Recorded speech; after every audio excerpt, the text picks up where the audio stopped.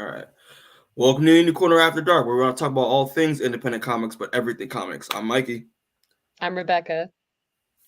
El niño se enamora. And today, people, I'm sorry, I covered I'm going. But today, people, we're back at another episode. My name, look, it's right there. Yeah, only no sin no more. Yeah, of course, it's good stuff. But today, we're back at another episode, our 10th episode of the Corner After Dark. So we did it, guys. We made it to 10 episodes. That's what an accomplishment. Clap to You got to 10. Yeah, we got to 10. Damn. Milestone. Yeah, but obviously for this one, we're doing another review of this one of the most anticipated films of 2022, the final film in Phase 4. Obviously the respect to the GOAT, the King, but Black Panther: Wakanda Forever. We all saw the movie. I assume we all saw the movie. And clearly, if you haven't read the thumbnail and the title for this video, it's a spoiler review. You got a week. You got a week to watch this movie. All right, that's it. That's all you get. We're gonna talk all spoilers, all the plot points, everything. We're gonna go right into it, offer it. But yeah, thanks Rebecca and Seamus for doing this with me. I mean, I know I try to get more Black people on this, but I mean, I'm stuck with the two colonizers. So, hey, the Irish were oppressed too, Mike. I know, I get it. But they're not making a White Panther movie, so it's all good.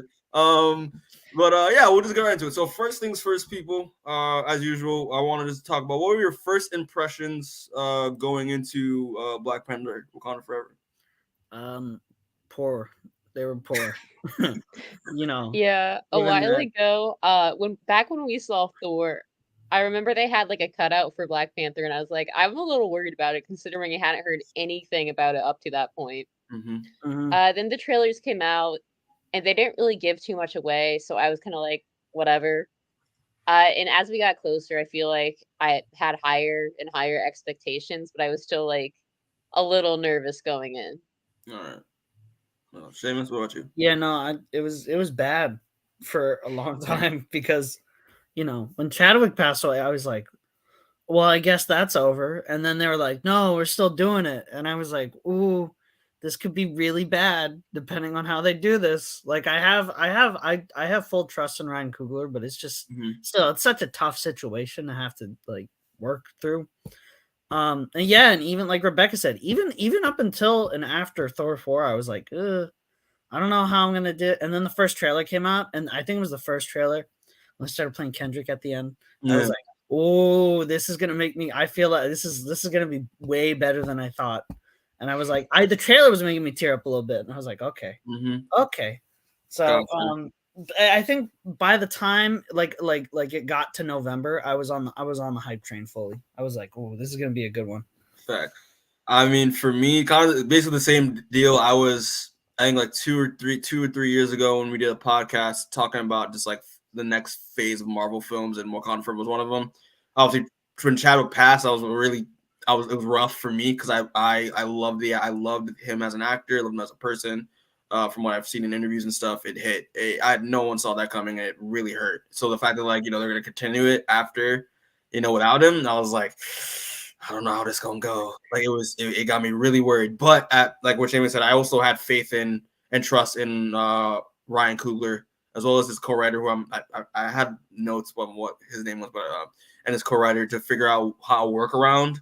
And then and it was weird because obviously we heard the stuff with involving Letitia Wright and all the crazy stuff happening on sets, and it just kept getting me more and more anxious, to be honest with you. But then and also we heard nothing for months for a while, and up until we got that first trailer to Comic-Con, I was like, you know what? I'm really fucking with this. Like I could feel like uplifted. Know what I mean? Like there's like a a little bit, and I was like, you know what? I'm looking forward to it. And I saw the next trailer after that, and I was like, you know what? No, okay, I'm in. Like it's. I started seeing stuff from it. I was like, oh, okay, I get it now. I'm like, all my doubts started going away as soon as I started seeing actual footage from the movie. So yeah. So then that's basically it for me. Like I went in this movie a little bit like pretty much like had a weight lift off my shoulders, but at the same time, like a part of me was like, I'm hoping, like, what if it goes wrong? Like, it's just natural. That's how I felt. But yeah, I mean, we watched it, so I mean that's good. And I mostly have a lot more positive stuff the negative, so which is good. But yeah, so we'll just get right into the anything we want to say on first impressions. Just want to move forward here. I'm good. All right, so we'll just talk about what we liked. And the thing is, like, I kind of have some bullet points in a way just to talk about like what we liked. Just to start the conversation off. But just first things first, talk about T'Challa's like death and funeral. Off rip, just set the way they set the tone for the film. That's one of my favorite things that they did was that, you know, not only they just for the first like thing like 10, 15, 20, like 15, 20 minutes was just, you know, T'Challa dies immediately, like off rip, dies off screen. And the fact that it was even more meta that they kind of incorporated the circumstances with with Chadwick's passing into T'Challa's death, that he had an unknown illness, kept it from everyone for the longest time, and then I thought it was handled so well, and I think that like kind of usually this kind of thing is a little tasteless when they do something like that. Exactly. But I don't know. I felt the way they handled it, modeling it off of like Chadwick's actual death. It kind of made it a little more emotional because it's like you connect it directly to Chadwick. You know what I mean? You're directly like, oh, this is I'm gonna watch this again and I'm gonna cry. Yeah, like I feel like if you watch this out of context, like it probably wouldn't be as impactful. Like if you didn't know like the first movie or Chadwick was, it feels like this was more directed to Chadwick than it was like the character, if that makes sense. Because in a way, like even in the film, like they lost their king, but in a way, we also lost a king in life. So it was. I loved how it was done well, and I think it was done pretty respectfully in terms of that. It was the best they could have done it. It was honestly the best they could have done it, and it was handled so well. Yeah. And like they had me crying minute 3. Like I was 3 minutes in, and I was already crying. So was I. And then when the opening Marvel crawl happened, I was like, that was curtains for me. I was like, yeah, I can't do this shit anymore. I don't think I've ever cried during a Marvel movie, and I didn't cry during this movie, but I got, I guess, closest in this one when they played those opening credits and it was just silence. It's silent. Your heart just kind of sinks a little bit, you know. Yeah, what got me was obviously like the opening one that she's trying to save T'Challa, and once the funeral happens, and just I think the funeral got me. Well, first off, the funeral was very well shot, very beautiful in terms of like, you know, the set design, the costume design, all that.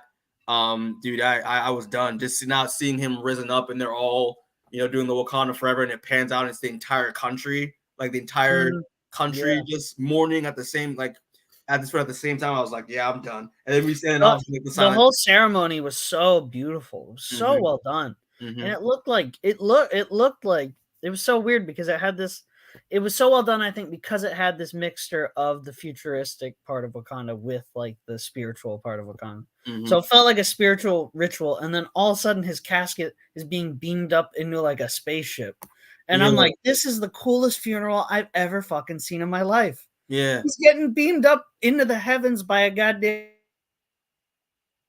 Oh, you're cutting out. No, you got it. I think the spaceship's a little goofy with the rest of the tone of the opening scene, but I can forgive that. Yeah, but I hater. Wow. You're gonna colonizer strike one, Rebecca. Yeah, strike one. It had to happen eventually. But what most importantly, like with the first like 10, 15 minutes, is like it set the tone straight up that like this is going to be a movie that focuses on like grief is going to be a heavy theme, and dealing with grief is going to be a heavy theme with the film. And the thing is, like, it was kind of wow, like because how like so well done the first like 20 minutes were. Like if for anyone who has lost someone recently or in life or just react to like Chadwick's death, it's gonna hit you. Like it automatically is gonna hit you, and it's so well done. I loved it a lot. But yeah, so that's bullet point number 1. So bullet point number 2 is the fact that, you know, they're for most of this entire film. Oh, comment. Hold on. The spaceship beaming up the casket was dope. He went out like Spock. True. Yeah. He really did. He really did. It was kind of fire. But so bullet point number 2 is the fact that what I really appreciate is most of the cast is a strong, like, black female-led cast for the most part. Like a lot, like, thing is, that was one thing I was kind of worried about. Like, can a majority of this cast stand on its own outside of the lead, without the lead actor? Obviously with Chadwick. No way you said that. No, I didn't say, but like I thought about it. Bro, Angela Bassett's on the cast. Okay, yeah. You can have Angela Bassett do the entire movie by herself, and she fucking. That's true. Okay, that's true. But and like, Lupita Nyong'o. That's what true. The hell, like, it's just like. Because I don't know, because like Chadwick had a you know what that is, Mikey? Mikey, that's Colonizer Strike 1 for you. Colonizer Strike 1. You got one too. Nah, but thing Can is, we have like a scoreboard? Is that something we can put up? Nah, but I love the fact that it was like a strong black cast, strong black female led cast. Because like every single person in this film held their own really well. Like every performance, even no matter how small it was phenomenal. Like I loved it. A lot of the characters here are very strong representations of just black women, and I loved it so much. And we're gonna talk about all the characters and stuff, you know, throughout the review. But I really liked this direction that they went. Obviously, it was a direction that seemed necessary, you know. So I don't know what your thoughts on this subject is, guys, but. I mean, I love to see strong women in movies, so no complaints for me. Mm-hmm. Seamus, I love women. Then and it's funny because it just rewind to the receipts on other podcasts where Seamus is like, "I hate women." Just for fun. No, I don't say that. I don't say that. I don't say that. Hating women compilation. Roll back the footage. I never say I hate women. Gotcha. But nah, like, because the thing is, like, I don't know if y'all have, like, things like the fact like this is an example of like a strong like black female cast. The other one example that came out recently also was The Woman King. I don't know if any of y'all watched that yet, but I did watch that actually. Yeah, that was also one of these. That was incredible, and I don't know why people didn't talk about that more. Yeah, it got snuffed under the rug kind of in a way, and I was just like, you know what, like. I'm liking that, you know, this is kind of like black female leads sort of like action films and just dramas are making more waves in this kind of like action genre. So I think I loved it. So yeah. We got a comment, by the way. Yeah, I got it. It said this will probably be the most successful, highest grossing black women led film of all time. Probably. Probably. It's a Marvel movie. You can kind of assume it's going to be the highest grossing of whatever like genre qualification is going to be. It was already gonna make bank regardless, but the fact that it has the majority of female, like wasn't Thor 4 like the highest grossing shit movie of all time? I think so, yeah. Which is like highest grossing piece of shit. I don't want to talk about Thor 4. I don't want that bad taste in my mouth. I'm sorry. You don't want to go back to talk about it? Nah, Mikey, let's have a break from talking about the strong black female cast. We talk about how much Thor 4. Talk about how shit Thor 4. See, when a man leads a movie, it's shit. Exactly. But when Lupita Nyong'o leads a movie, it's gold. Marvel's proved that, yeah. But I just want to add that as well, just because that was a nice touch to it.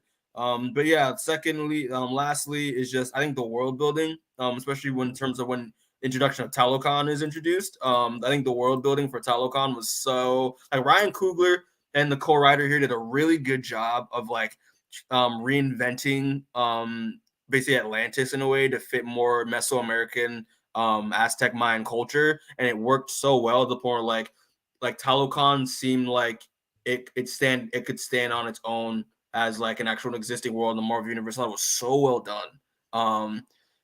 Yeah, I mean, I'll take it off there. What are your thoughts on like the world building of like, you know, this side of like the Marvel universe? I'm a big Namor fan. I know not a lot of people say that publicly. Yeah, no, he sucks. I've always thought Namor's always been like top 10 for me for Marvel characters. I'm a big fan, and I think that every single change they made to his character in this movie was absolutely incredible. I thought I infinitely like this version of Namor more than the comic version now. Really? Yeah, he's so good. It's so good in this, and I love how it just, I don't know. Maybe I'm just sick of Roman Atlantis. Maybe I'm just fucking sick of seeing that fucking thing all the time and just like, But the way this was done, it's just so much more interesting, and it highlights a corner of the world that you don't normally get stories from. Exactly. So it's really cool to see a whole like corner of the Marvel universe that has like this flavor to it, that has like this different kind of different kind of like theme and just a different visually.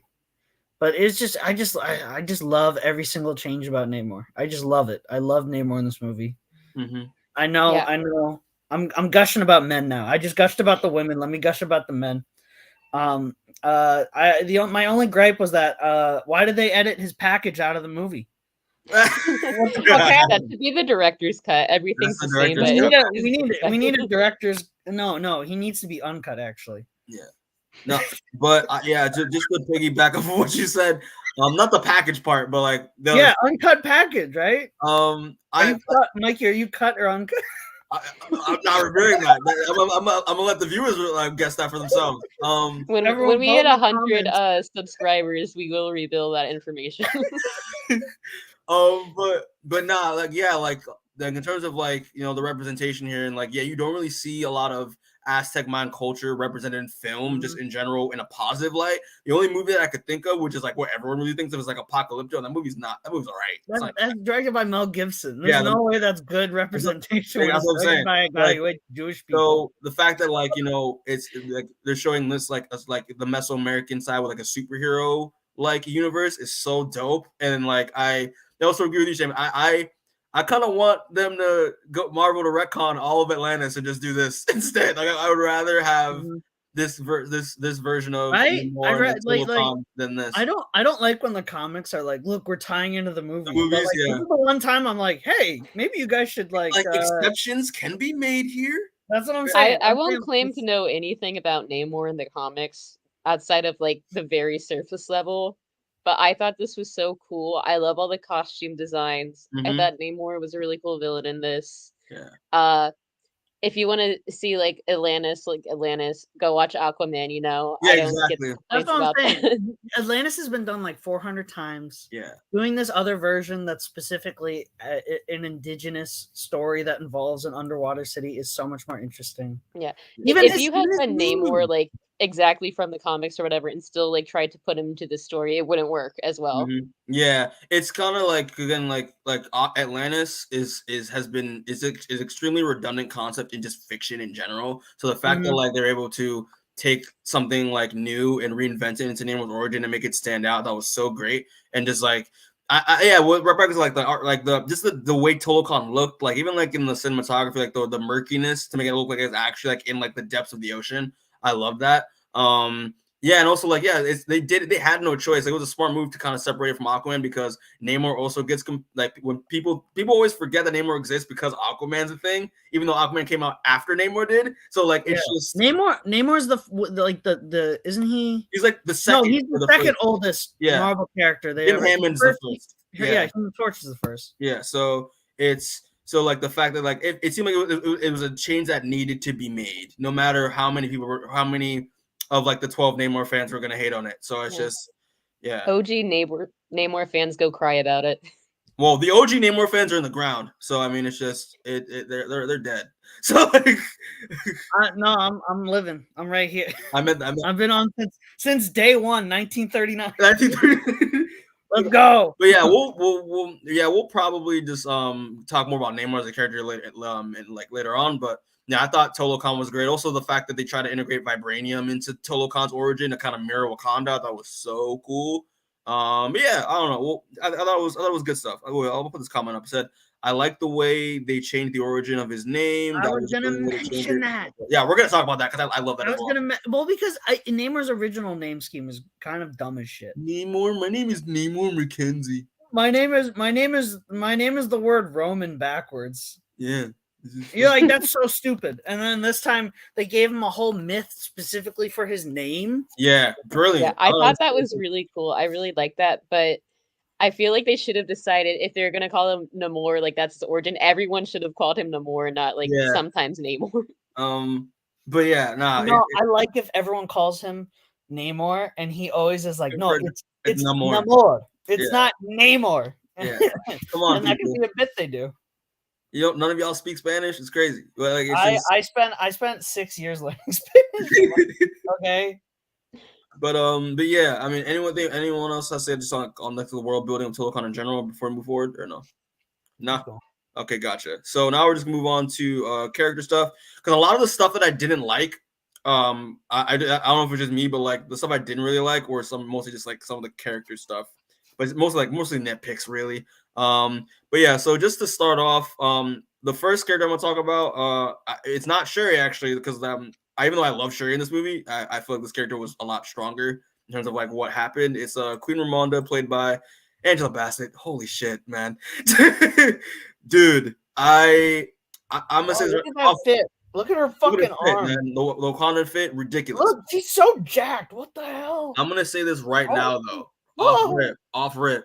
If Angela Bassett doesn't at least get an Oscar nomination for this role, I'm gonna be pissed. I'm not like carries like the first half of the movie. The first half of the movie is a Ramonda movie, bro. That's why she's got those fucking jacked arms. Bro. She was carrying this fucking movie. I loved Ramonda in this. I loved her arc a lot, because her arc involving like her way she's dealing with grief is basically picking up the pieces after losing her husband and her son. I thought that was so great, trying to like lead a sovereign nation.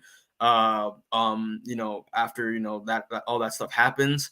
My favorite scene with her is the scene in the UN. This one right here. That's why I picked it. Is because I love the fact that straight up off rip, she's just like, hey guys, we because I think it was the United States ambassador was like, oh, like why isn't Wakanda holding up to the end of the bargain? And I love the fact that she kind of used the stuff that happened with those French soldiers that tried to attack that outpost as an example. And showing that, hey, like even though Wakanda, we've lost our king, we've lost our protector, but that scene with the UN and the outpost being attacked and that fight, and then having the Dora Milaje, which was a hard scene, show up into the UN with these French mercenaries and call fucking France out, basically as a statement, be like, hey, just because we don't have our king, just because we don't have our protector, doesn't mean you can still fuck with us. I loved it. I love watching France get fucked over in anything. So that scene was beautiful. Dude. It's what they deserve. It's what they deserve. It was what they deserve. Oh, wait, there's a comment up here. Oh, what's up, Rihanna? Oh my god, Rihanna. That's nice. Nice to have you here. We appreciate it. But yeah, it's just like, dude, I loved her journey throughout for the first half of the movie. Because obviously, she doesn't really make it towards the rest, which that shocked the fuck out of me. I did not see that coming at all. Mm-hmm. But I loved, her, trying to try to get Shuri to snap out of it as a mother, trying to have her, because it's interesting that like Ramonda's more of the spiritual side of Wakanda, while Shuri's more of like the tech side of things. I thought that was a really cool angle to go with the character. And the fact that like just Angela Bassett's performance, and like that's what I love about this movie, the fact that like just because like the way they set the tone, the fact that like due to the unfortunate circumstances, the performances felt like you could feel everything felt personal. Like you can when she was yelling at Okoye for losing Shuri, you could feel the raw emotion there. I love the fact, that scene with Okoye where when Okoye fails and she just like, listen, and then you see the chief, the other Wakandan chiefs being like, oh, but she sacrificed all so and so. She's like, listen, she can go see her husband anytime she wants. I was like, my father, my husband's dead, my son is dead, my daughter is dead, even though she really wasn't. Like I'm a woman ruling the best country in the greatest country in the nation in the world with no heirs. Y'all can fuck off. And also, you also try to help Killmonger. By the way, you let Killmonger sit there while we're out here down bad. Fuck you. I was like, yeah, that's I was like, don't go so hard on Okoye, but like, I mean, she's like right, but like, come on. It was like one of those scenes where you're like, you're both right, so like, please stop fighting it. Mm-hmm.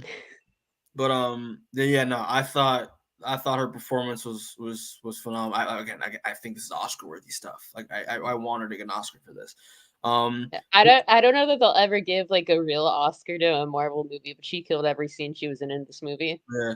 But yeah, I mean, yeah, but also I love her interaction with Namor there too, with Namor. I thought, how she held her ground for almost every scene, every interaction she was a part of with Namor, because Namor is pretty, like, he has a very intimidating presence in the movie. I love how she just stood her ground. I was like, listen, man, yeah, you're in my ship now, man. I'm the captain here, fam. I don't give a fuck. I love that so much, and it made it even more like sad when she dies. It's just like shit, like, and it also raised the stakes even more, because she just lost T'Challa off screen, but again, we lose the queen of Wakanda during the second half. Like, holy shit. And that's also impacts Shuri's journey going forward. We'll talk about Shuri after this, but yeah, I loved Angela Bassett. I know you're watching this, because you fucking killed this shit. I don't even think she has. I don't even think, I looked it up, I don't think she has any Oscars under her belt.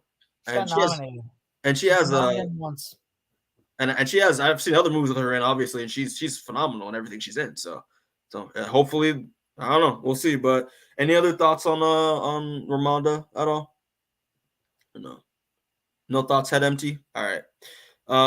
Moving on to the next character here. We're gonna talk about, obviously, the real lead, but like, I loved her in every scene that she was in, and the thing is, it sucks because, like Seamus said, she's an anti-vaxxer, but she killed it. Yeah. Shuri, played by Letitia Wright, dude. I think I don't know if I mentioned this. I don't know if a lot of people know this. People who know me and who have watched my stuff, but like, Shuri is actually my favorite Black Panther. I love that run of Hudlin's. Yeah, that ruthless, cold, like, monarch character of Shuri. I love that a lot in the comics. So the fact that we got to basically see her journey from, like, getting the mindset of image of the princess of Shuri, moving towards Shuri as the Black Panther, I thought was really well done. The way her experiencing her grief, I basically, like, not really going through grief, because she delved into her work, was very interesting. And the kind of, she has her with the beginning of her with her character in the movie, that was very interesting. The fact that, like, she kind of battles kind of religion, and just and like the battle between, like, religion and this, like, technology, because she's more focused on the tech side. But I love the fact that in the very beginning of the movie, she starts praying to Bass to save her brother out of desperation, even though she's not the type of person. And I loved that. That was really cool. Just like me, for real. Just I only pray to God when I need something. Yeah, but that's what you're supposed to do. Yeah, right. But yeah, no, I loved just that first half, even though it was more of the Ramonda side. But, like, her interaction with Namor in the beginning, how she took the time to actually listen and try to get to experience Talokan for the first time was great. Her interaction with Riri and Okoye, I thought were really fun. But then once her journey, like, once her mom passes away, that's when shit gets real, and she actually, like, goes from being that princess to more of, like, that powerful, ruthless character in the comics. I was so happy to see the Shuri the Shuri in this movie was a Shuri that kicked out T'Challa in Doom War for fucking up. I was gonna say, it's like Doom War Shuri, where she was just like, "Fuck you, I'm doing this. I'm gonna kill Dr. Doom with my bare hands. I don't give a shit." Yeah, like, it was so well done. And even just to add that, the fact that it was more of her moral battle, because obviously her brother was meant so much to her, and then those lessons and his aspirations were a part of her character. But I love the fact they also explore that Shuri has, in the comics, has a dark side to her, and it's just that she kind of doesn't want to admit. And the fact, and, like, my favorite scene in the whole film, which, again, no one saw that. I did not see this coming. No one saw this coming. But when she takes the heart-shaped herb, saw it coming. He did? I think because he read spoilers and he yelled. Oh, that's his fault. No. He yelled it at us like 3 seconds before they did the shot where you see him. I was like, Lord. But yeah, the fact when she goes to the ancestral plane after losing her brother, losing her mom, and is expecting to see either one of them, but we fucking get my boy Eric, Big Dick Killmonger instead. What? Jobu? Njaku, yeah, fucking yeah. Shout out to Musa. Njaku dude. Hey auntie. Hey auntie. Like hey cousin. I lost. He's a menace. Guys, picture this. I was in a packed theater when you see this man on the throne, like looking like this, fam, and then no one acknowledged it. All you heard was me going, "Oh my god!" Okay, so in our theater, there was an audible. It looked like everyone reacted like someone just got shot in the front row. There was an audible, like everyone was like. Like it was a little fucking. I heard a couple gasp. I heard a couple like, "Oh shit!" Yeah, like it was a good reaction. I was like, "All right, that's good." Yeah. That's not people. But the fact that they kind of used Killmonger as a physical representation of Shuri's anger, throughout her arc, I thought was so well done, and just her moral dilemma and like how her dark side with represented with Killmonger is gonna either push her over to the edge in terms of going after Namor. I thought was so good, and then yeah, man, I and then also the ending with that, what happened at the end with her character, how she finally kind of like she doesn't really fully grieve, but like she ends up accepting it accepting what happened and her losses after her brother after when burning her ceremonial clothing, her funeral clothing. That was so well done. But yeah, I don't know. I'm gonna stop talking. What any other thoughts on Shuri? Like anything you want to say, you want to talk about? Yeah, I think you pretty much said all my thoughts. She did a great job. Obviously, the actress, not such a great person, but we can ignore that for this review. Yeah. Like it was one of those situations like I didn't really want her to be Black Panther in the back of my mind because of the backlash, but then like at the end, it's just like no, like it makes sense. Like it worked. One more thing, kind of related. I love the Black Panther suit for her. I think it's so cool. I'm gonna go back actually because I have a thing I want to say about that. Yeah, because I love the design. I think I love the sleek design. I think it looks so well done. But I love the fact that she kind of has the silver accents to represent T'Challa. Her good side. She has the gold accents represent Killmonger, her darker side, and then the dots that we always seen her have, the ceremonial dots that she has, is supposed to represent a part of herself. I thought that was so genius during the suit design. That was so well done. But yeah, that suit is hard. It's hard. And but yeah, hold on. We got another comment and says, brilliant use of Killmonger, and it served the narrative as well. Shuri sees Killmonger because she wants the power to seek revenge. Perfect explanation. And it was so cool how she was just denying that she saw Killmonger at all. Yeah. Where she's like, no, I didn't see Killmonger. And then meanwhile, she's gearing up to go like just beat the shit out of Namor and kill him. And you're like, everyone can kind of guess you saw Killmonger by the fact that you're like all of a sudden ready to murder this man. Yeah, like Nakia knew. Like she knew. Nakia was just like, I need you to say it so that way we can get through this together. Rather than you just keeping it quiet, so that way I don't know. But yeah, man. Overall, like one thing I said, this was my one gripe with the character at first, but when I thought it over a little bit and I kind of get it. I didn't really like the fact that Mbaku comes in towards the end during the ceremony and he's just the king now. So I felt I like that. I like that too. Yeah. It was funny. But I feel like Shuri wouldn't want to be queen. She wants to be protector. For me, when initially it felt like we went all this journey with Shuri and she's just not gonna be the queen. That sucks. But then I thought about it, especially towards the end. Again, as I said a little bit ago, she's not really ready yet. Because she's accepted what happened, but she hasn't really done the whole and also process. So throughout the whole movie, Mbaku is literally just the guy who actually has to deal with all the tribe chiefs and deal with the day-to-day. Literally, he at the end, he's literally like, "Hey, we need you. I need you to talk to them because I've been dealing with them this whole time. Exactly, and they're getting restless." And then she finally talks to him, and he's like, "All right, cool. I'll handle the rest." Yeah, exactly.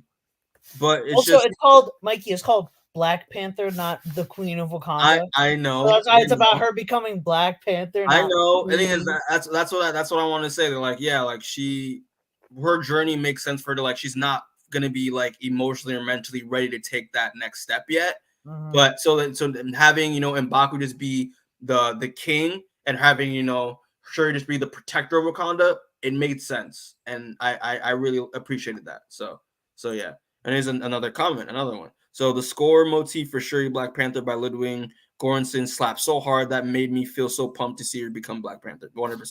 That Wakanda Forever score, by the way, that it's so good. That little techie score. I turned to my left and I saw Ray Nut when those synths came in the main theme. Oh, I was Lord. just like, whoa. But yeah, I thought I'm looking forward to seeing more of my girl going forward because I really enjoyed her in this film a lot. But yeah, so we'll just move on then. Next character, because these next like three we can just talk about briefly. But like yeah, so we'll just move over here. So Okoye played by Danai Gurira. Obviously, like listen, Danai Gurira always kills as Okoye. I love her. Again, I love how like they all the Dora Milaje, they physically transform themselves to look like tanks. Like you actually can believe they can beat the shit out of people. It's really good stuff. But yeah, I really liked her arc again. Her dealing with her grief, being like, hey, like I couldn't even save my king because due to the circumstance of what happened to T'Challa. That was really well done. I love the fact that physically, in terms of fighting the Tolo, I don't know how to say like a plural version of like the plural of like someone from Talokan, but like the pseudo-Atlanteans, we'll call them for now. They were an actual legitimate challenge for her physically because we never really saw Okoye really lose at all. Like in terms of like what we've seen her in the MCU, she's a very formidable combatant. So the fact that like seeing Atuma, who was one of the characters from Talokan, actually be an actual physical challenge for Okoye to face, I thought that was really awesome and just really well done.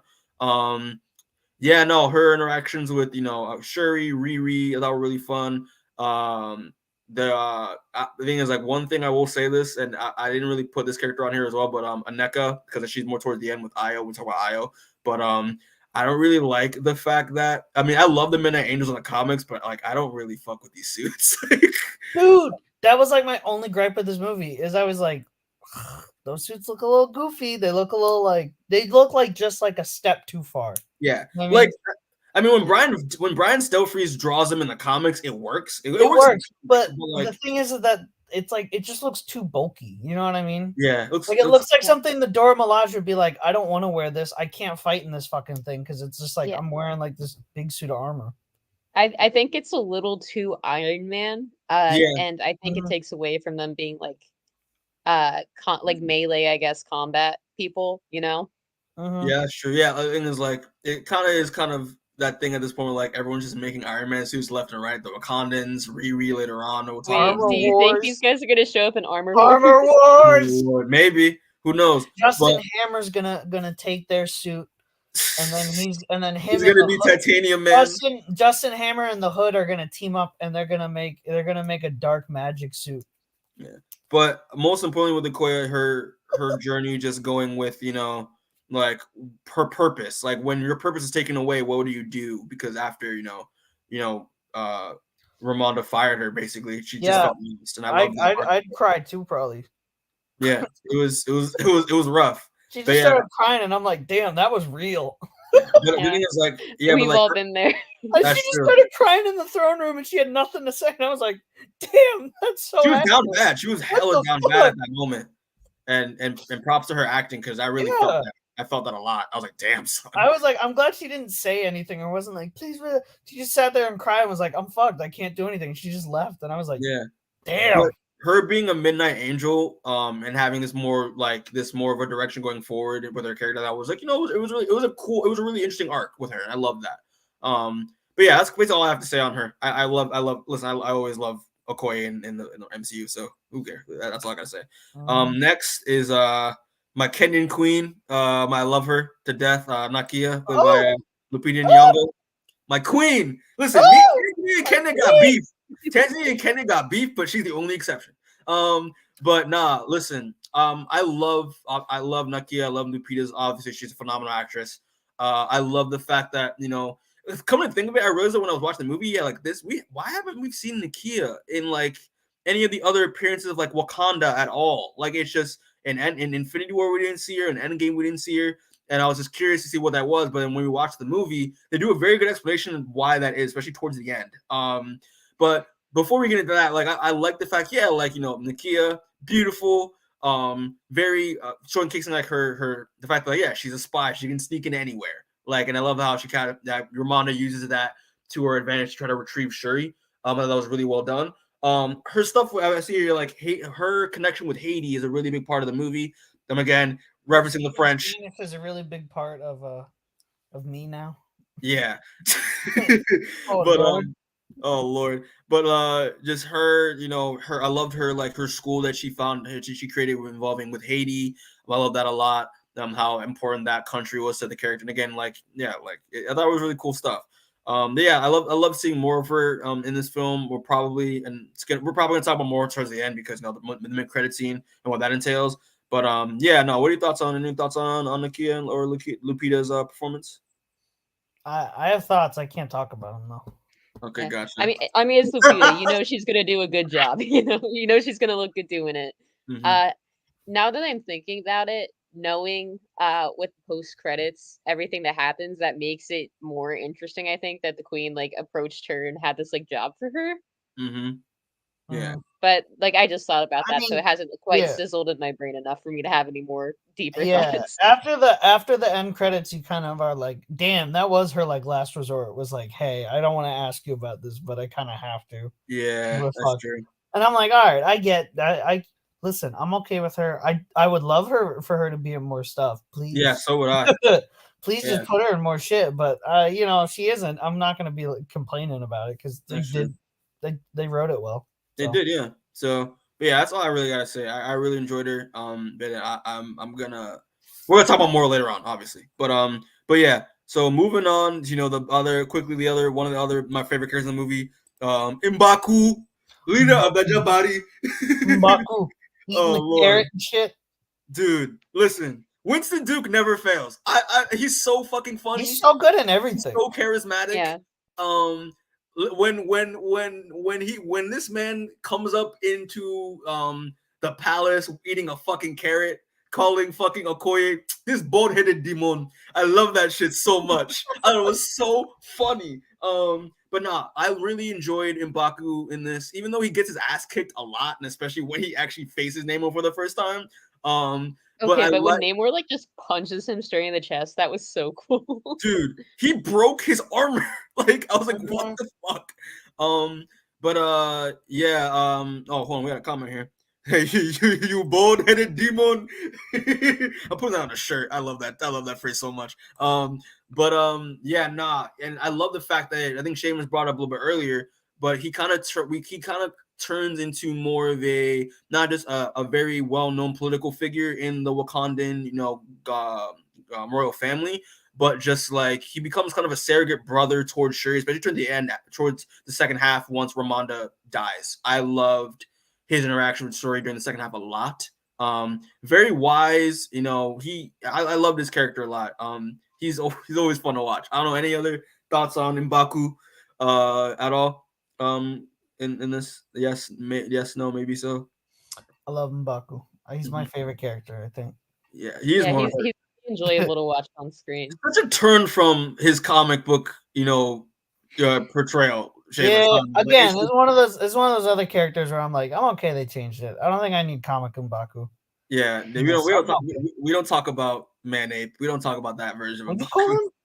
You heard what I said. That's what his name is. Let me see. What do y'all think of Mbaku saying Namor is as strong as the Hulk? Well, granted, Ryan Coogler, I think, said that in an interview in like the tabloids. I didn't expect them to actually say that here. So Good. Make him as strong as the Hulk. Fuck it. Yeah. I was like, that's kind of funny. It was a little goofy, you know, a little nod to that. I was like, you know what? I didn't mind it. That was fun. I'm okay with it. Listen, because they haven't done like actual Hulk yet. That's true. Yeah. Right. They've only done like basic Hulk. They haven't done actual like world breaker. He gets stronger the angrier he gets Hulk. Yeah, There's no infinite like power level Hulk. Yeah. They've only done like, oh, here's like your bog standard Hulk, and then here's like weird Professor Hulk we've had for about 5 years too long. Yeah, that's true. But here's the thing. A quick question. And here's Sakaar with a fucked up haircut. Don't stop, Seamus. Stop it. We talked about it last review. If people want to see that, I'm bringing it up. Last review. Every review, I'm gonna bring up Sakaar's fucked up haircut. Oh Lord! But until they change it, I'm bitching. But yeah, actually, quick question, guys, just before we move on. How do you think Mbaku, after seeing his journey, his arc, basically like trying to, because his arc in this is basically how he deals with the grief of T'Challa's death is just like he's just trying to make sure that he keeps T'Challa's his word with what T'Challa before he died, as well as like his he also like spends a lot of time just making sure everyone else is okay. Okay, yeah. Yeah, you know what I mean? Which is why I think he's like the best fit to be king when he shows up at the end and he's like, oh, I'm gonna be, because he just seems like the type, like I think his arc is so good, and the fact that he like he's quite literally a supporting character in this, he's doing his job. He's doing his job. I think it's going to be a really fun. I'm really curious to see like moving forward, like how he's going to run Wakanda, how he's going to change it. Watching this, he just makes it just Jabari Land, but just he just expands Jabari Land just for fun. I don't know. But overall, Mbaku, great character, love him. Masfa. I love that. I love that chant so much. Yeah. Okay. So this is the moment Seamus has been waiting for. I'm leaving after this. I have to leave, but I'm going to talk about Namor. Yeah, we'll you can leave after this one, but yeah, I love that. The moment I never saw coming. I'm officially a Namor fan. I'm a Namor fan. I never gave it. Seamus, I'm the opposite of you, bro. I never gave a shit about Namor in the comics. I'm sorry. Because I grew up reading Fantastic Four, so we always came up. Fair. You know what I mean? Fair. Like I get if you don't grow up reading Fantastic Four, then you're gonna be like, I don't care about Namor. He seems like kind of weird and a dick. I saw Namor in like some animated stuff. I know like some base stuff, like some of the basic stuff about him. I never found him. I thought it was like, oh, he's just. I don't know. I always thought it was funny how he's like playing all sides almost constantly. Like he's on like every fucking team, but he also fights with everyone. And I'm like, this dude's just a fucking psycho. Yeah, but shout out to Ryan Coogler and Tenoch Huerta, who just listen. You made Namor cool. Look at that, bro. I was like, I loved every time this man was on screen. His presence, very intimidating. He's calculated. He's cold. He's ruthless. He's very commanding. He's very charming and charismatic in like a lunatic kind of way. But he's also like caring. Like he does care about people. Care. He isn't like completely like devoid of like, oh, I don't care, I'm gonna kill you. He's like, no, I care about you. I'm gonna like try to talk it out first, but if you don't want to talk it out, then I'm gonna fuck you up. And that's true. That's cool. That's cool shit. And the thing is, like, I also like how in the end, even though he loses, he still gets what he wants. Yes, that's true. Yeah, Namor won. He still won. Yeah, I didn't even think about it. Namor came in, killed like half the royal family, and was like, I still took the W, baby. Yeah. But yeah, man, I really enjoyed Namor in this. Also, like his fucking fighting style was so cool to watch, dude. He's nuts. Like doing this. He's doing like the skywalk shit. I was like, yeah. I'm actually gonna go to the next slide because I want to talk about real quick. I love, again, we talk about the name. I love the fact that his name is derived from the child without love because of how much he hates the server world. They gave him a valid reason. They gave him a reason for hating. He came up and the first thing he saw was slavery, and he was like, "Fuck this!" Fuck that. Yeah. And I'm like, he's the most base Marvel character I've ever seen in my life. Yeah, like, and then the fact that has to get derived his name from is like the child without love. That's fucking hard. The fact a slaver said you're the child without love, and Namor went up and just murdered him. I was like, that sounds sick. And burned their plantation to the ground. I was like, this is amazing. Let's go, Namor. We got a comment here real quick. He said, the fact that Ryan Coogler made those feet wings work is an incredible statement to his limitless talent. Yes. Yeah. Yes. He made them work. even though they still look stupid. They literally. I might lose another point for this. Oh. The wings. I still think the wings are goofy, and I think the whales also made me giggle a little bit when they were in the movie. But Namor still looks, like you said, cool and intimidating, all that. And oh my god, he is so hot. I was kind of dying during this movie. Yeah, I think they had to edit out the package, or else yeah, people would have lost. We would have had some shit on Rebecca would have went feral. Like it would have been like. I saw that on Twitter literally yesterday, and I was like, "Holy shit, that man's swanging! What the fuck?" This movie would have killed so many bisexuals if it was uncensored. Thing is, like, I love the fact, and Seamus, you can also like back me up a little bit with in terms of like, you know, because you have the comic knowledge, because you know more than I do. But I love the fact that, like, what do you think of his change with origin? Like how, like, because I already knew he was a hybrid, and I already knew he was like the first mutant, but like I love the fact that instead of doing the whole, because Aquaman and Namor's origins, or like how they were born, is very similar. Yeah. The fact that like they kind of, you know, integrated, you know, the had him actually, you know, be kind of like it was more of a Blade way of doing things. You know what I mean? Yes. Like, where it's less of like, yeah, it was. Yeah, I did like it. I like it's the perfect change. Like I said, I like all the changes. I would say the only thing that maybe I didn't like that they changed, but I don't know if they're gonna use it later. If they're not, is Namor being bipolar because of his PTSD from fighting in World War II. I like that when they use that to explain why Namor is like kind of a little nutty when he's like always fighting everyone. I'm like, that's a really cool explanation. And then they delve deeper into like how being bipolar affects you as a person. And I'm like, that's a really cool thing to like talk about in comics and to like have as a character, because it's something different. You know what I mean? But like, I don't see them doing it here. So like, but I'm okay with it. Like I'm not gonna be too sad that Namor isn't like bipolar and everyone treats him poorly because of it. Yeah. I also do want to also say the fact that like, yeah, like the whole mutant thing, that was really cool. Because it was an intravenous way of him being a hybrid, like Blade in a way. Okay, I'm gonna be honest with you. I think I don't like the way mutants are being introduced to the MCU.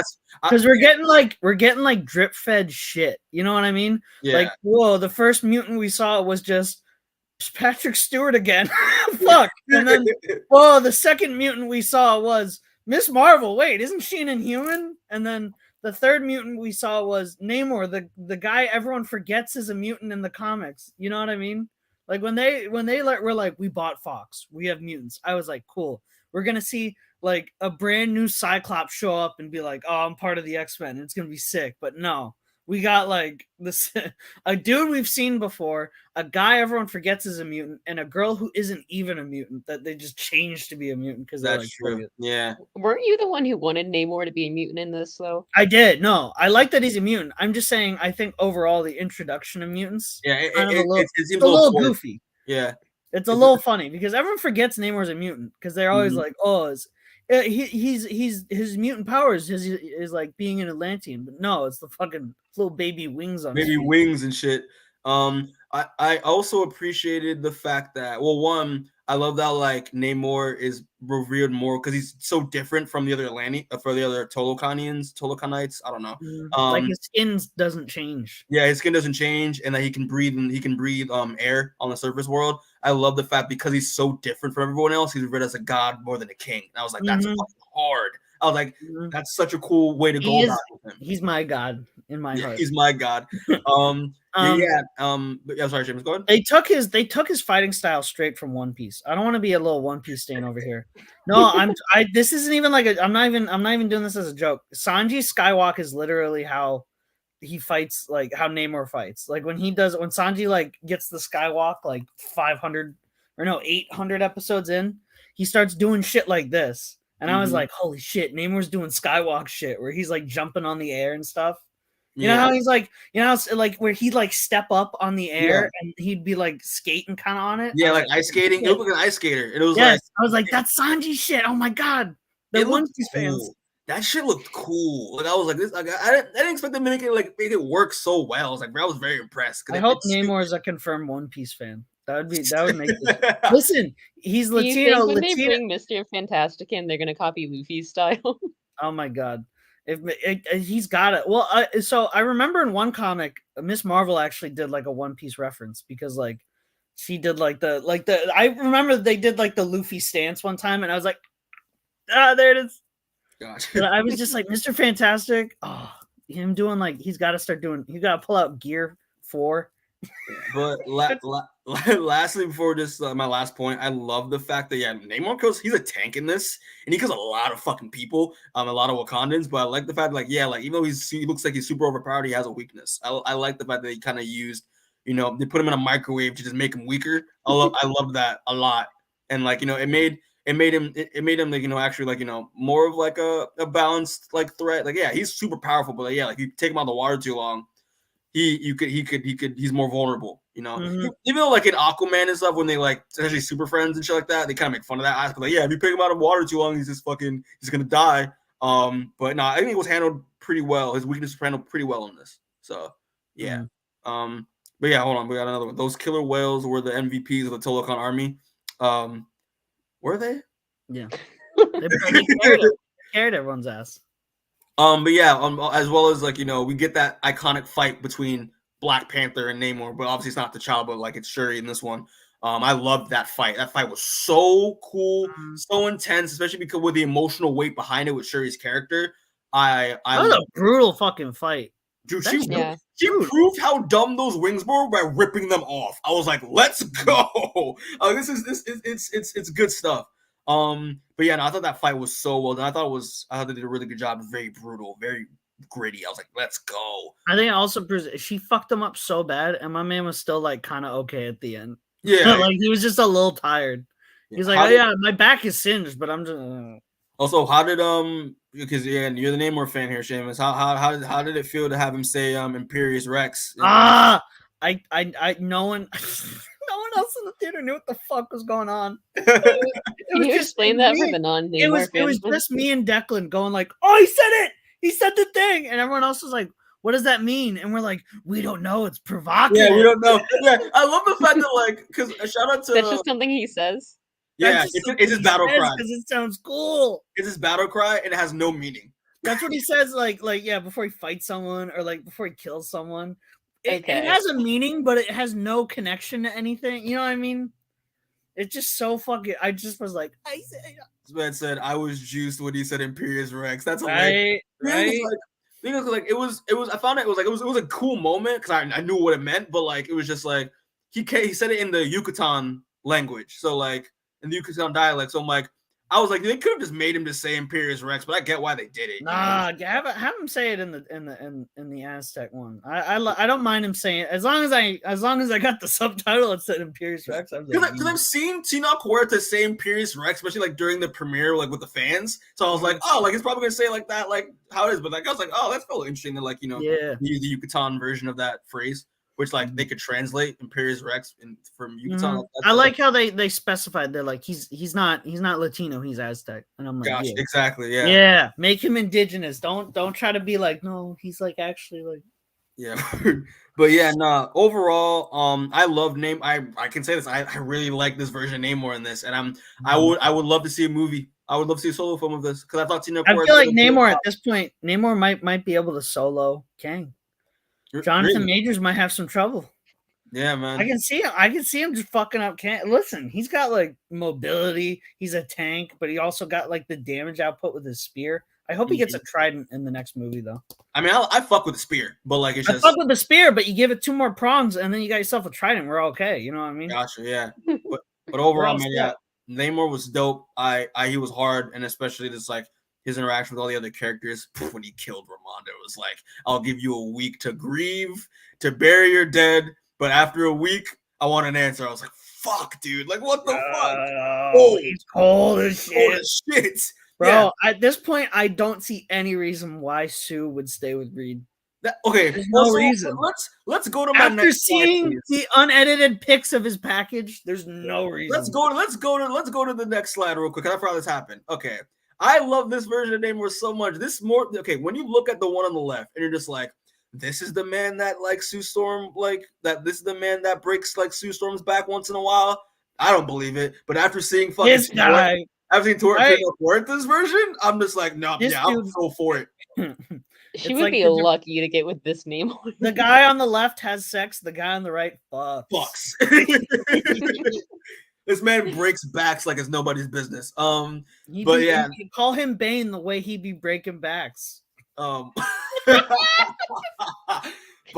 yeah, man, I'm looking forward to seeing more of Tenoch in the future for sure. And so we'll talk about Seamus. You have to go, but we'll talk about But in theories, I got a little bit of Namor. Yeah, you know my theories.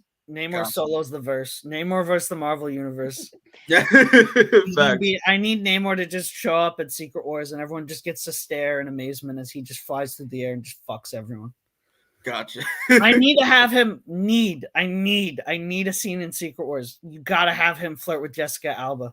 And that would be so funny. Jessica Alba and whoever the new Sue is, he's flirting with two Sues at the same time. Listen, he proved when he was talking with Shuri there. I didn't want them to get together. I did not want that at all. But like, he got some riz to him. I was gonna say he's got that underwater riz. Oh my god, that 10-inch riz. That 10-inch riz. An imperious riz, bro. Imperious riz. So fucking stupid. But yeah, that's all I gotta say on that. Right. I gotta leave after that. Yeah, you gotta leave. But yeah. So we'll finish this out. Seamus, appreciate it. Yeah, thanks. Yeah. Imperious riz, bro. But yeah, all right. So Rebecca, you have any other thoughts on Namor besides I see you drooling there. I don't know if No, like I said, he was really good. I thought he was pretty compelling and interesting to watch, and I hope we see him again. Okay, word for sure. But no, I get you. He's really hot. I get it. Don't worry about it. It's just like, but all right. So moving on. Next character over here, Riri Williams, played by Dominique Thorne. I'll say this off rip. All right, she's another MacGuffin. She's a MacGuffin. She's a plot device in this movie. But I'll say this though, she's a much better plot device than America Chavez. Sorry, Xochitl Gomez, but she was the fact that because like you can Dominique Thorne was having a lot of fun playing the character, and she had a lot of like really funny dialogue and some witty banter and moments. I was like, you know what, like she's a fun plot device, and the way they kind of weaved her into the movie, even though part of it felt a little bit half-assed, but like I felt like it worked for the story. But yeah, I don't know. It feels to me like she didn't need to be here. Like you could have had more or less the same movie without her. But I don't like hate her inclusion or anything. You know, it's not like I can't stand looking at her, and she's not as much of like an overt plot device, like you said, as America Chavez. Yeah, and she doesn't really have like every character gets an arc. Like almost every character gets an arc except for her. Like I don't really know what she learned or what she went through. I mean, like she almost died, but then after that, she's just like, oh, I guess I'll like her arc was, I guess I'm not gonna just go home. I'm just gonna stay and fight in Wakanda. Like after having a near death experience. Honestly, I feel like none of this stuff that happened in America really needed to be there. Or especially with like, and the successful other characters like Agent Ross and what's her name? Valentina Allegra DeFontaine, not Val. Whoever she is, like I don't really care about her. And I feel like all that stuff is just kind of set up to get to the main plot, which is like fine, but it's also like a 3-hour movie. You could probably cut that down. Yeah. Also, shout out to my boy Sean, because yesterday we did we reviewed this. We did like a brief review, but he did not like the fact that like, hey, how come she's like why did they have to just go after her? Why did killing her? Why he didn't like the fact like killing her would just like solve like Talokan's problems, because they could just make another machine. But then when I rewatched the movie, I was like, no, they established that they only had one machine, and that like she is the mind behind it. So I was like, okay, I kind of gave it a pass for that, Well, I guess I did watch that part when I was like driving back from what I was doing. And I took it. I mean, I kind of had the same thought of like, wouldn't there be like blueprints or whatever to like build this device? I guess not. That's just a plot hole, but I think that can be forgiven, Well, yeah, but when we saw her workshop, she did burn some blueprints, so I just assumed that I literally assumed while we were watching that it was probably the machine blueprints as well. So I don't know. I think it just wasn't clear whether like the military like stole that machine or whether like they took the design from her. I mean, it's the American military. What do you expect? What do you think? they stole that bitch. Like they did. But nah, I thought she was fun, even though she's just a simple plot device. But I will say so we'll talk about this because Obviously, she's gonna be spinning off in her own show with as Ironheart. What do you think of her prototype suit? And what do you think of her suit that she made in Wakanda? What are your thoughts on those? The prototype suit, I don't really have too many thoughts on because it's just kind of like knockoff Iron Man, Yeah, that's which true. is her character, and that's fine. Yeah. But the Wakanda suit, I also have like mixed feelings on. I think I don't know how I feel about like the bulkier look compared to like her comic suit. Like it doesn't need to be like skin tight, like iron or anything like that. But I just don't know how I feel about it. I'm kind of 50-50 on it. Yeah. I mean, also we'll say this real quick. Like, I like the fact that like they didn't really need to tell as much about her for us to understand like what the character was. Like, okay, she's really smart. She's also a gearhead and likes to make new stuff. She's funny. That's it. Like, it was very simple. Like, I didn't explain that much. There's so many characters in her already. She didn't really need an arc. Not everyone. Yeah, needs she an really arc. need one now. But yeah, to talk about like her suit. So her prototype suit I thought looked kind of cool. I was like, you know what, it's a little prototype suit. It looked a lot better than what it looked a lot better than I guess what Tony made when he did the Mark 1 suit, like the with the box of scraps. Yeah, the box of scraps suit. I thought that was really cool that she had a really like different design to it, a more open design. If people don't know, this is what Riri looks like. Her suit in the comics. I have the comic up here because I have it like downloaded on Comixology. I'll like put my screen up real quick. But yeah, this is kind of like what she looks like in the comics. I don't know if you could see. You're not really in focus there. I don't know. Yeah, I don't know if you're gonna get. That sucks. But I mean, it's like it's a lot more sleeker design. In a way, I don't think that's kind of better. It's a lot more sleeker design. I'm not really a fan of this look. I liked her like original like her like variation of like the Iron Man armor, like the red and yellow suit. But I do like the pink suit, but I'm biased. Yeah, I'm not really a fan of it. I think it's hit or miss. But her other suit I thought was cool, even though like I was talking to Matt about it actually, or talking to Matt. They low-key kind of just looked at it. It's like someone on the concept art design team was like, we're playing Metroid and was like, let's just use Samus's look and just like make her look like Samus. Like she just looks like Samus, dude. Like she looks like a Wakandan version of Samus. And I was like, I don't really like the faceplate on it, but I also kind of need to have it in front of me again, I think. Yeah. I mean, I know for a fact that like she's gonna have a different look in Ironheart. I already saw this the leaked set photos.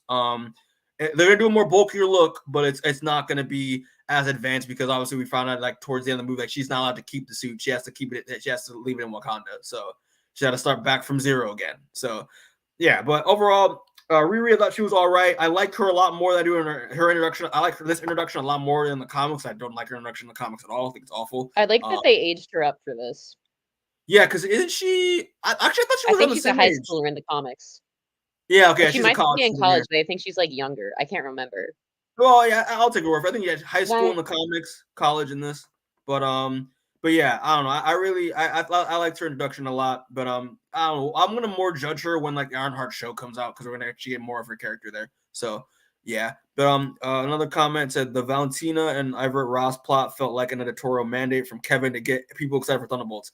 Yeah, we'll go into that actually because that's actually the next thing we're gonna talk about. So the next thing we're talking about obviously the supporting characters. And I only have two like big posters here, but like actually technically four of them. But Everett Ross played by and Io played by Martin Freeman and Florence Kasumba.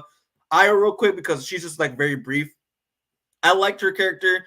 Even though she didn't really have much here, which like usually she's like a side character. I thought she was really fun seeing her. I love the fact that she took over as general for the Dora Milaje after Okoye, and actually looking at like seeing her in Black Panther and seeing her in Falcon Winter Soldier, we saw her last because she I'm not gonna lie to her and Bucky had a thing. I don't give a fuck. They had a thing going there. They had a fling. But and then seeing her now, like it's a kind of like a steady arc she has. Like she was eventually meant to be to take Okoye's place. It felt right. I thought it made sense. But also to go along with her character, the character Nakia, played by Michaela Coles, who's in the corner over there. I thought her character was a lot of fun.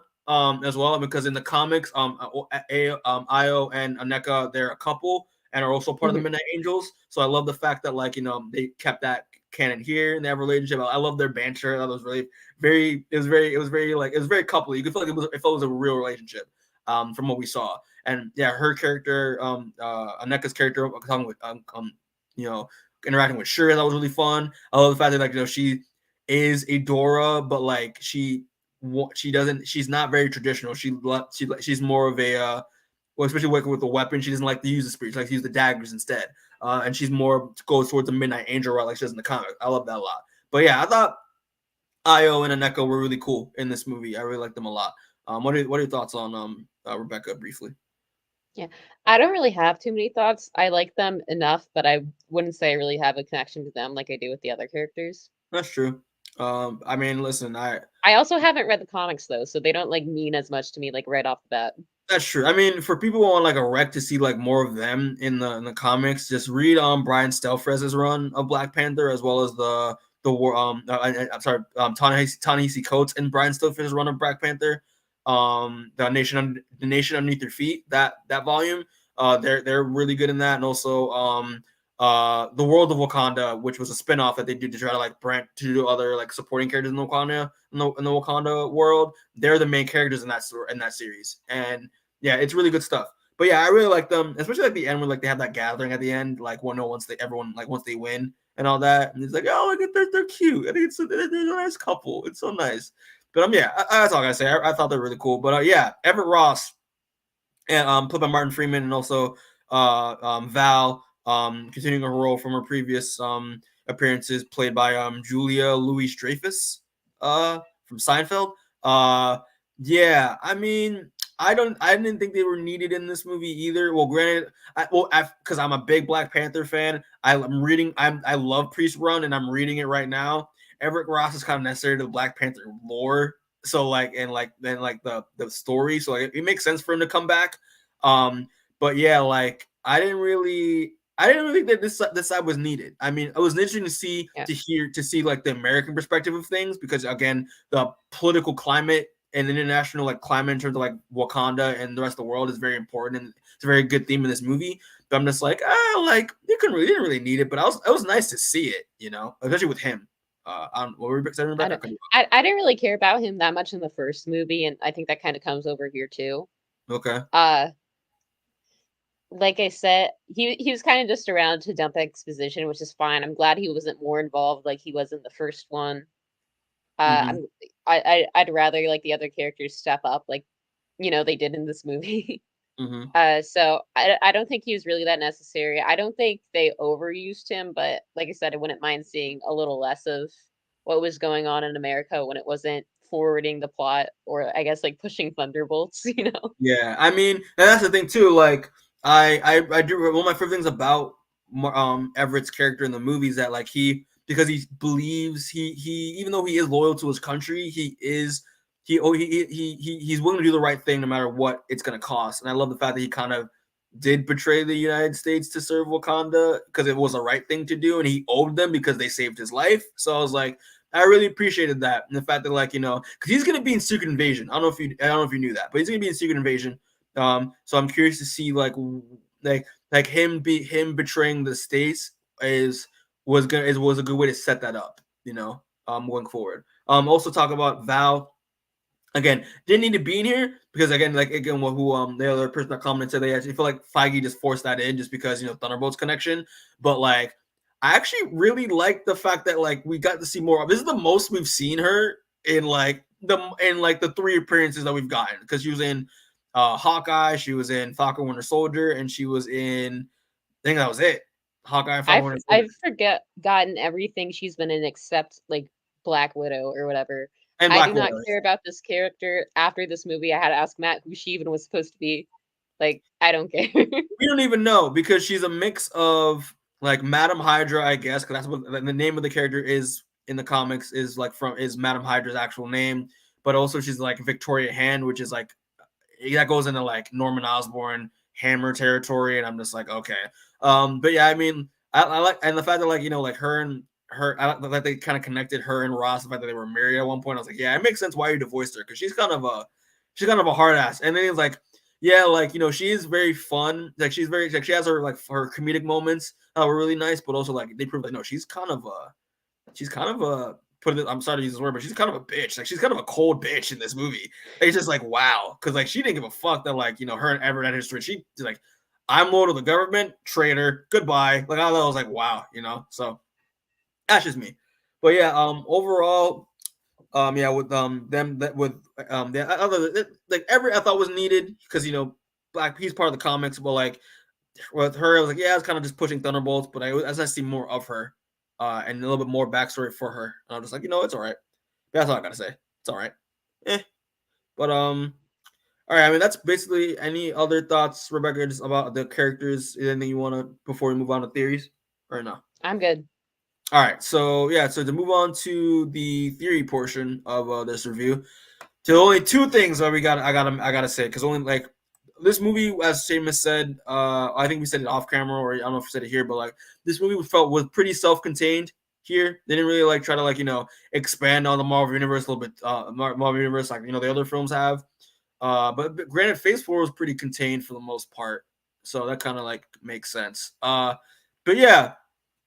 Going about the mid credit scene here. And the mid credit scene is revealed that when Shuri is grieving and is going through her acceptance and is burning her funeral clothing in Haiti, it's revealed that Nakia and T'Challa have a son, and who goes by the name of Tusan, but his real name is obviously is T'Challa, Prince T'Challa, son of King T'Challa. But shout out to Matt because we have a cool little nickname for him. We call him T'Challa because he's like the sequel. Very corny. We got a quick comment here. He said this comment here is like, I like when they had Valentina say that she dreamed about the U.S. having access to vibranium. They can't wait to make vibranium. Weapons of mass destruction. Weapons of mass. Yeah, that's funny. America. It's just, but yeah. So because for background for people like obviously like Rebecca, you can if you're familiar with this, but like the recast of T'Challa movement was the thing on Twitter. That like people wanted Chadwick role to be recasted, which I mean I was kind of for just because I understood and I would assume that Chadwick knew that the role of T'Challa was bigger than himself, but I was more in the camp of like it's too early right now. Give it more like 5 to 10 years. Then I think just go right for it. Just recast him. But I like the fact that introducing Tusan here, and also his explanation of like going now rolling back to Nakia, why she was gone because after I would assume that she got pregnant after Black Panther, then her and T'Challa raised Tusan in Haiti,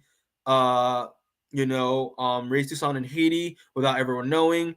And I love the fact that like he wanted to raise him outside of the pressures of the throne to have him have like a normal kind of childhood. I really appreciate it. That was really sweet. A detail there.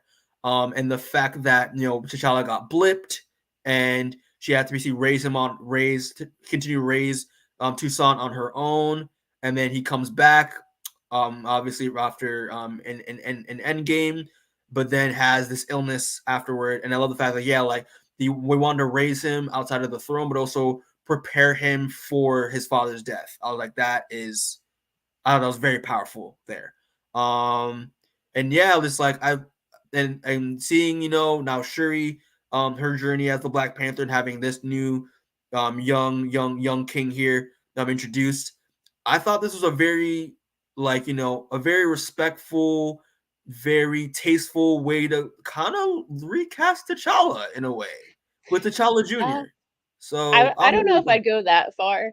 I guess it depends how long we're making Marvel movies. Yeah, I think the scene in general was like really powerful, and I kind of have mixed feelings because on one hand you have like the people who don't see Marvel movies that often and don't know to stay like after the credits, but I also think the way this was paced where it ends with Shuri and then you have the burning of the clothes during the credits and then you have the scene. I really like how it has that like break in the middle to just kind of mourn. Yeah. That was really well done. The thing is like I really part of me hopes that like they don't like this is just a tribute to Chadwick, like to the character, and like that's it. That's how I took it. Yeah, I don't think he's going to be on the Young Avengers. I don't think he's going to be I doing honestly, any of that. I'm just fine with him. Just like just we acknowledge him, his existence. He's just a nice kind of like passing of like a tribute to the character. And I think it also goes along with like the whole wanting to have him lead a normal life thing. Like he's not meant to be Black Panther. I don't think that's what they're doing here. Yeah, at least not in the next however many years. Yeah, exactly. And just have him just be separate and just we acknowledge existence, just a tribute, but like Shuri's gonna be the Black Panther moving forward. That's what I want. I would rather have that because shout out to what's her name beyond the trailer. She's like, they're probably gonna do a time skip and age him up and he's gonna be the Young Avenger. Like, no, like I wouldn't want that at all. And she's been using it like, oh, maybe we can actually show more comic. If he was what's his name from the Kid Avengers movie or whatever. Sorry, my boy. Listen, I love Azari. Fuck off. I don't give a fuck. It's just I think like just having Shuri be Black Panther for the time being, if Letitia is willing to do it, I think she said she is, so which is good. But yeah, I love this character. I love and also just another comment. Yeah, it's like I love this kid that they cast as T'Challa Jr. He's perfect. Yeah, I think he's very cute. And just like you can kind of see, I don't know what it was. I think with the casting process, but like you can kind of see he looks he resembles Chadwick in a way. Like I don't know why. I could kind of see, I could see Chadwick in this kid in a way. I don't know what it was, but it was like, it felt a little more sad, a little more sweet that way. I was like, that's nice. But yeah, I don't know. That's my closing thoughts. Like I loved it. I love this kind of send off this tribute and. I hope they don't really do anything with it after that. But I mean, if they are, then hopefully it's not for the next 10 years. So so yeah, that's all I gotta say. Do you have any other final thoughts on this? No, that's it. Oh, real quick, fun fact. His name, Tusan, is actually when Shuri mentions he has a very powerful name. Fun fact, and also connected with Haiti because I get Haiti. I wish it was Haiti was communicating a little bit more in this, but it was more of a loose theme in this, but Tusan is the name of the general that liberated Haiti from the French. So that's kind of a little nod there. I was like, that's a little nod there, a little historical fact with the character's name. That's significant. That was really really cool. But yeah, love this character. But I hope that's gonna be the end of it though. Love this cute kid. He's adorable. But yeah. So lastly, the next theory. Here's the thing. I was debating if I should put this in or not. I wasn't sure if I want to put this in or not. Oh God, here we go. But I felt like just they might go in this direction. Who knows? But it was obviously having Valentina in here, and also the big theme of this movie is the Vibranium's impact or the Vibranium's effect in the international political space. And also the truce that Namor makes with Shuri. The fact listen. Talokan is probably the only ally that Wakanda has amongst the rest of the world. So whenever the world does come after Wakanda, Talokan will be there, just to hold it down. So don't forget that. I wouldn't be surprised if a Vibranium war, quote unquote, is a theme they might go with in the future. Let's see, a quick comment here.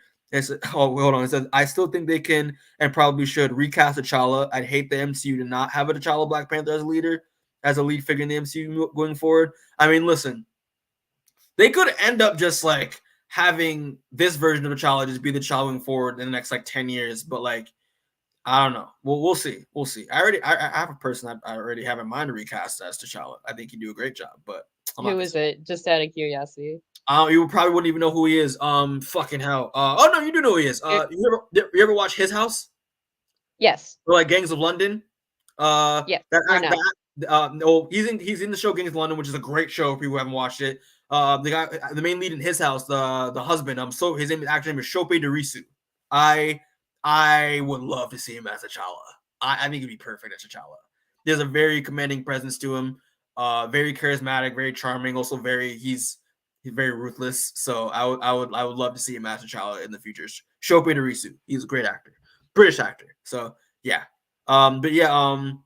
I don't know, man. Listen, I wouldn't be surprised if in New World. I have heard rumors that like in New World Order that like Vibranium is also going to be at play in that film. Even though it should be more of a Hulk's thing because the leader, but I wouldn't be surprised if Vibranium is something that they brush upon in that film. But also with the Thunderbolts, I think it'd be interesting if the Thunderbolts are even created so they could like have a Black Ops mission to intercept Wakanda to take Vibranium for the American government. I think that's kind of cool in a way. I could see them using like Vibranium as a plot point, but I don't really see them, getting Black Panther characters. Well, not the characters, but like Wakanda or what's the name of the not Atlantis? Talokan. Yeah, Talokan. Yeah. Involved like at a larger degree, I guess. Okay. But I think we might see a couple characters show up, but I don't think they're going to go full like Wakanda war because you can't win that. That's true, yeah. I mean, but what do you think it'd be kind of fun if they just like this roster of Thunderbolts is like, yeah, let's try to like intercept not war, but like have a Black Ops mission to intercept Wakanda and like I could see that happening. I think it's a cool route to take, and like it could be kind of fun. And I also want to see Shuri. I want to see Shuri beat the crap out of these people, and just see like how much of an obstacle this team is gonna be for that character, or even with Namor as well. But like again, Namor is pretty powerful as stated. So I don't know, but it's just thought maybe a because like the mention of Vibranium in this movie and like how hungry the world is after this resource, I think is a concept that I feel like has long lasting reach in the MCU. Yeah. For the next few years. It's all about who has like the biggest gun, basically. Exactly, which is unfortunately how the world is. And again, that's props to the writing that with Ryan Coogler and the co-writer. It's such a smart route to take, and I hope maybe they do it at some point. But yeah, I don't know. It's just a thought. People, if you in the comments, I don't know what your thoughts on this are. If this is something you could potentially see in Captain America New World Order or the Thunderbolts, let us know. I think it's an interesting route to take because like why would you not want to do that? I think it'd be fun. But yeah. So closing thoughts, final thoughts and final Rebecca. What are your thoughts on anything we've talked about with Black Panther Wakanda Forever? Final thoughts. I've said this before. I'm not sure if we said it during this. I think Black Panther Wakanda Forever is probably the strongest thing to come out of the MCU in a while. It's definitely the strongest thing to come out this year. Mm-hmm. I really enjoyed it. And it exceeded my expectations. Like I said, I don't envy any of the writers going into this, but I figure out what this movie was going to be or how it would work. I think they did a good job with what they came up with. Gotcha. I mean, same thing for me is that I was very impressed with how they were able to continue to. Just the fact they even wanted to continue making this movie through the circumstances is very commendable to everyone, the cast, the crew, everybody. Ryan Coogler did an amazing job telling a very compelling, emotionally like heavy story where every character, either no matter how big or small, gets a very substantial arc, except for Riri, unfortunately. But I loved Shuri's journey. Just like Shuri's journey throughout the beginning and end of the movie, I thought was phenomenal, and Letitia Wright killed it. Angela Bassett again, Oscar-worthy performance here. And just again the overall world building and of Talokan and how they kind of mirror Wakanda, I thought was phenomenal. Again, Namor, Tenoch Huerta, man, props to you. You killed it. I really want to see more of this character in the MCU because I thought he did a great job portraying the character, and I thought it was so. I loved it. And just the themes and the undertones with like the Wakandan political international landscape and just Vibranium and all that stuff. That was so well done. Yeah, I mean, I have like some gripes and some nitpicks, but again, like I don't really have a lot of bad things to say about the film. Like it's overall, it's very solid. There's not, like you said, outside of nitpicks, it's hard to criticize it too much. Exactly. I would say that this film, I said this, it's the best thing from Phase 4, hands down. Shang-Chi straight second because Shang-Chi's goated. I love Shang-Chi. Best project out of Phase 4. I even say that like I love it more than the first one for sure. I thought it exceeded the first one for how well it did. But I also will maybe say this. I think this is one of the best Marvel films we've gotten since Winter Soldier. I thought it was just because that's how compelling the story was and just the character development. I loved it. So, but yeah. So Rebecca, what would you give Black Panther: Wakanda Forever out of 10? My gut feeling says 8. I don't really have criticisms of it, so it might be higher than that, but I don't know if I'm ready to give out that 9 or a 10 just yet. Okay, gotcha. I mean, I definitely have to rewatch this film again, just to fully have a cemented verdict. But listen, man, I'm a huge Black Panther fan. I love this character. I love this universe. And also as an African, a first generation African myself, out of bias, this movie's a fucking 12. But I think this movie's probably like an 8.5 for me, almost close to a 9. I really enjoyed it, and also it's a 2 hour and 40-minute movie, and I so much stuff was happening, and I was so enthralled by what was going on. I didn't really feel the runtime at all. So, which is again props to the pacing of the film as well.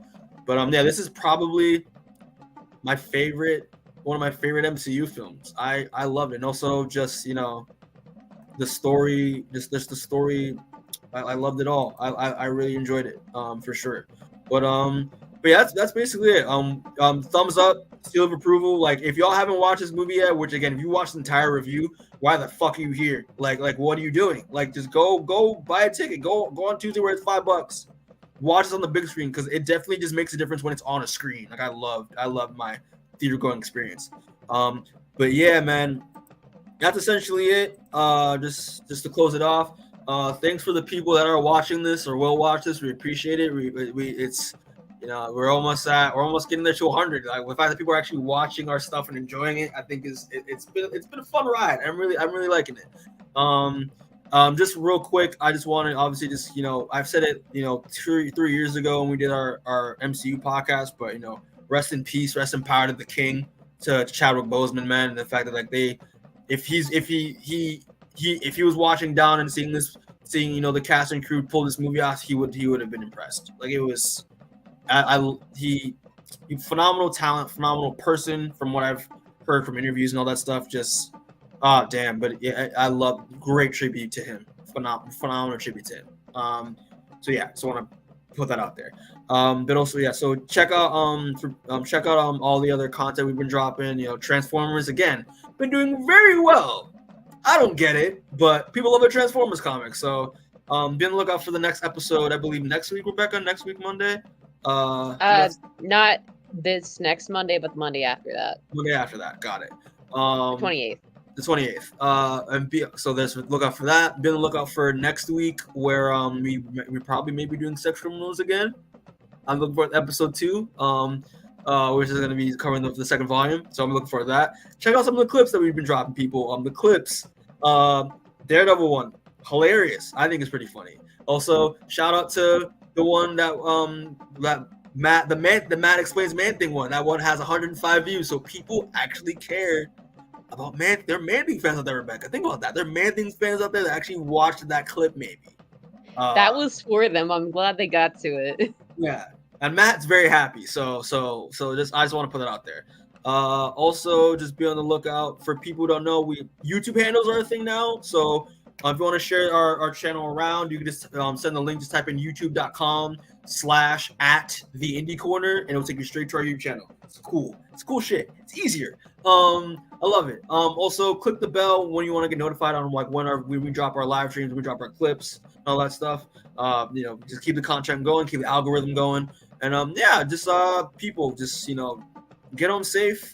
And also enjoy your Thanksgiving. Happy Thanksgiving, everybody, because Thanksgiving is going to be on Thursday. So I want to say that early before I forget.